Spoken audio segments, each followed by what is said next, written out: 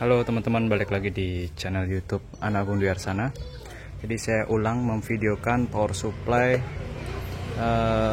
bisa dikatakan multifungsi, power supply variabel dengan casing seperti ini yang siap pakai. Jadi colokannya itu sudah langsung ke listrik 220 ya.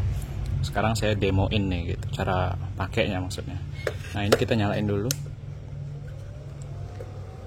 Oke.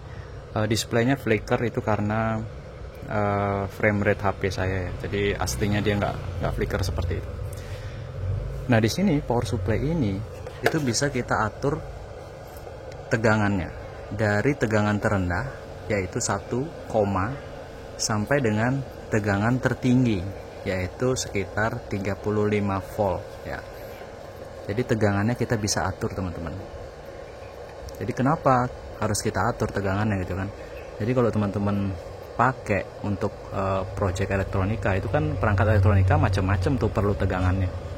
Ada yang 5 volt, ada yang 3,3 volt, terus ada yang 12 volt gitu ya. Bahkan ada yang 24 volt juga gitu.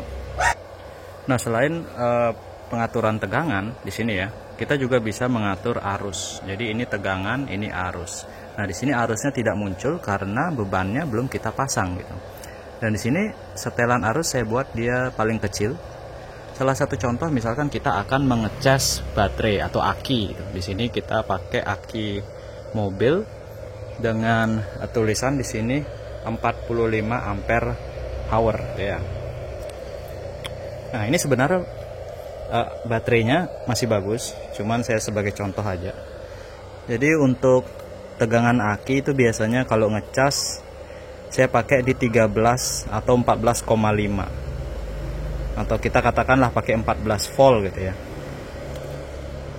Settingan arus paling kecil dulu, terus kita cantolin positif ke positif seperti ini dan negatif ke negatif seperti ini. Maka akan muncul arus kecil seperti ini. Nah, power supply ini bisa kita gunakan untuk ngecas aki karena arus pengisian bisa kita atur di sini.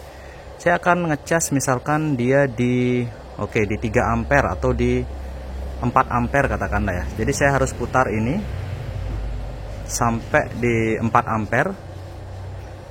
Terus saya tinggal gitu ya, atau biarkan dia ngecas aki ini di arus start pertama itu di 4 ampere. Nah, nanti lama-lama ini akan mengecil arusnya ini. Nah, ini sudah mulai mengecil. Pada saat dia mungkin sudah di bawah 1 ampere atau mungkin di bawah setengah ampere, itu artinya aki ini sudah penuh gitu. Jadi sudah siap dipakai gitu. Nanti ini lama-lama mengecil, teman-teman ya.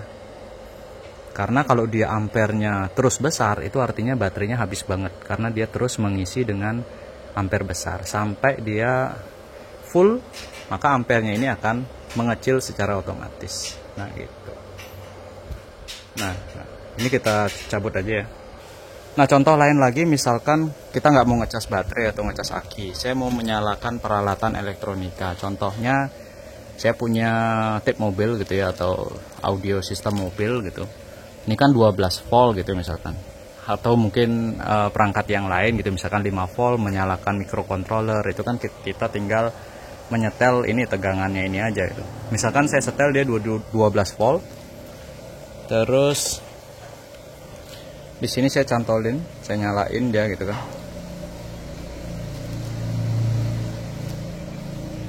Oke, saya nyalain. Sorry. Nah, ini saya nyalain. Terus kita hidupin. Nah, ini sudah hidup kan. Nah, suaranya juga sudah ada. Nih.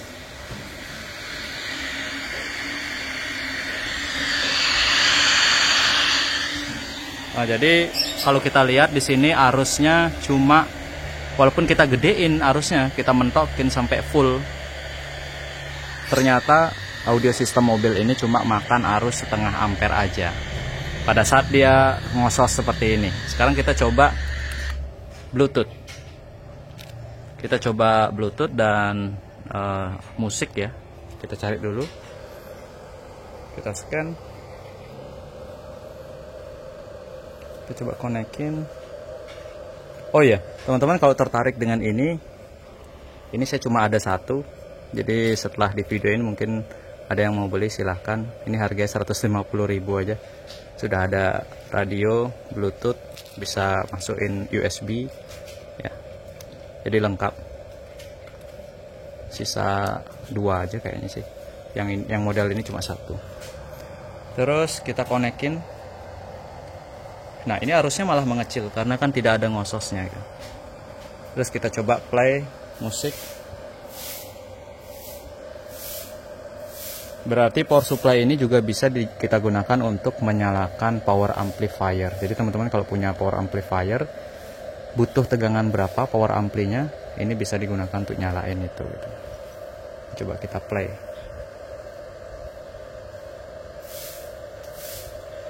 Oke. Ini sudah play teman-teman ya. Jadi kita bisa atur volume dari sini. Bisa juga dari HP. Nah, ini teman-teman bisa lihat. Ini sudah bersuara. Nah, ini karena musiknya nggak ngebas, jadi memang nggak ada kelihatan apa ya. Tapi yang jelas, oke, kecilin. Tapi yang jelas teman-teman, dengan satu power supply ini teman-teman bisa ngecas aki, ngecas baterai dengan tegangan yang bisa kita atur. Terus bisa juga nyalain perangkat elektronika. Jadi ini multifungsi. Teman-teman harus punya ini satu kalau teman-teman suka elektronika, karena kita bisa nyalain berbagai macam perangkat. Ring tegangan yang sangat besar dari 1,2 volt sampai dengan 35 volt ya. Ini bisa kita gunakan. Ampernya kayaknya sudah cukup deh untuk 5 ampere di tegangan 35 atau mungkin 12 volt di ampere 15 itu kayaknya udah cukup. Nyalain power ampli kelas D itu udah mantep banget. Nah, gimana caranya ngerakit seperti ini? Oke, kita langsung aja lihat bagian dalamnya. Oke, untuk membuat power supply yang seperti ini, power supply yang bisa diatur tegangan dan arusnya, yang saya katakan bisa digunakan untuk mengecas baterai atau mengecas aki, teman-teman bisa lihat di bagian dalamnya itu kayak gini ya. Jadi saya akan jelaskan bagian-bagian intinya. Pertama itu adalah power supply. Ini power supply, ini yang besar, ini power supply. Nah, di sini saya menggunakan power supply 36 volt ya, dengan ampernya itu 5 ampere. Nah, di sini karena kita menggunakan 36 volt 5 ampere, itu kalau kita turunkan tegangannya sampai di 12 volt, itu kita bisa mendapatkan arus bukan 5 ampere lagi, tapi bisa sampai 15 ampere gitu. Kenapa seperti itu? Karena perbandingan terbalik antara tegangan dan arus. Jadi kalau tegangan dikecilin, maka arusnya akan membesar gitu. Tapi kalau tegangan dibesarin dengan power supply yang sama, maka arusnya akan mengecil seperti itu. Jadi kenapa seperti itu? Karena power yang dimiliki oleh power supply ini dengan satuan watt dayanya gitu ya. Jadi tetap misalkan 36 volt 5 ampere itu ya tinggal dikali aja volt kali ampere, sama dengan kalau kita setel 12 ampernya lebih besar gitu, sama wattnya gitu. Nah, dari power supply yang ini switching itu outputnya di sini ada bagian output ya. Di sini saya solder di bagian dalam sini. Outputnya itu sebelum ke terminal di luar ini, itu dia masuk dulu ke rangkaian regulator step down yang bisa diatur tegangan dan arusnya. Jadi itu. Jadi saya cuma ngeluarin potensionya aja. Di sini harusnya ada potensio. Saya pakaiin kabel, saya keluarin di sini. Yang awalnya potensionya itu seperti ini ya, teman-teman. Kalau beli di online, potensionya pasti seperti ini, dia nempel di sana. Saya copot, saya ganti pakai potensio biasa biar bisa dipasang di casing. Nah, lalu output dari step down ini barulah kita masukkan ke display di sini.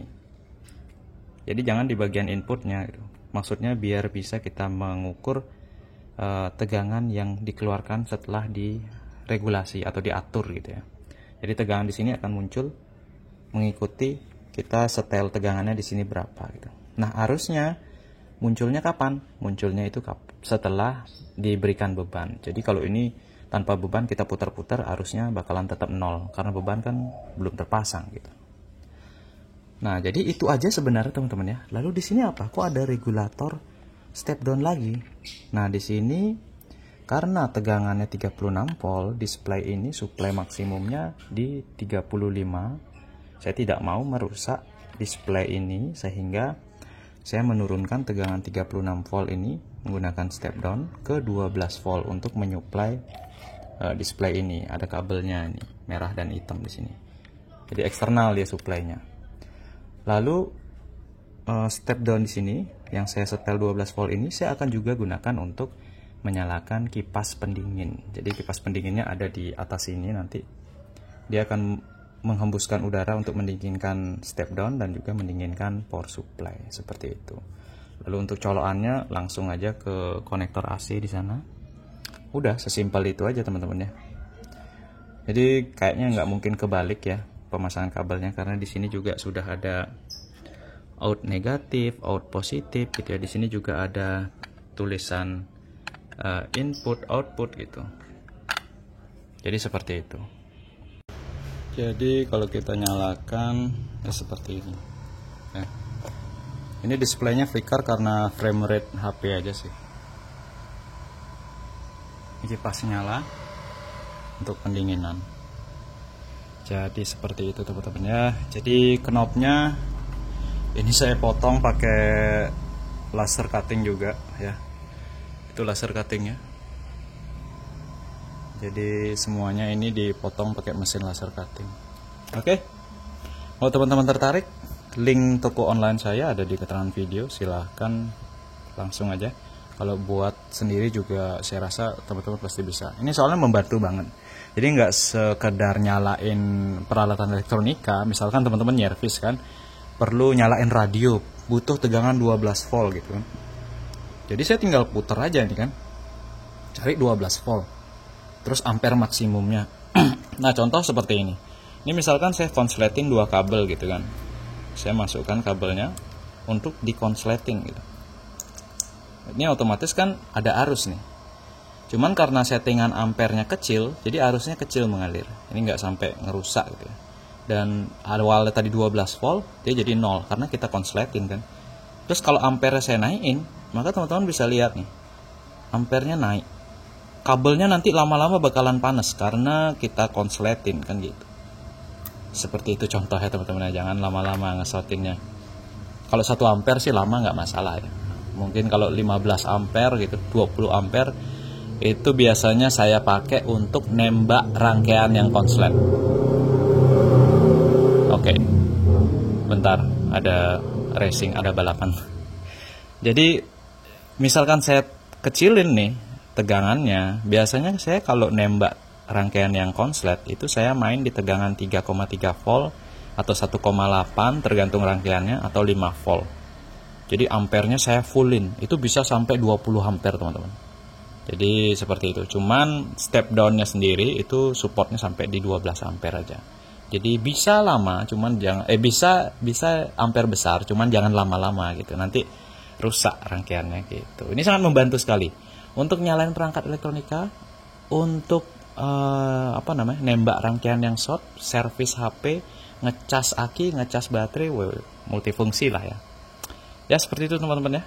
Oke, sampai jumpa di video selanjutnya.